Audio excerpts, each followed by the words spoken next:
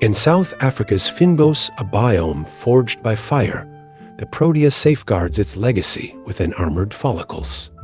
Among these floral sentinels, ProteaNitida stands apart, a crown jewel blending ancient lineage with sculptural beauty.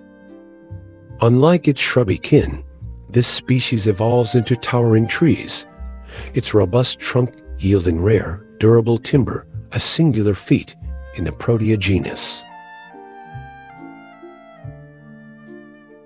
These seed cases, armored with lignified sclerenchyma cells, demand searing heat 140 degrees Fahrenheit, 60 degrees Celsius to rupture, a threshold only wildfires achieve.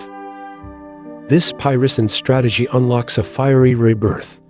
Post-blaze, seeds plunge into biochar-enriched soil, absorbing nitrogen from ash while smoke-borne keratin molecules, butanylide compounds whisper a chemical command: grow. Such precision borders on alchemy. 98% of Fynbos Proteas rely on fire to germinate, their blooms erupting 2 to 5 years post-fire in a timed crescendo.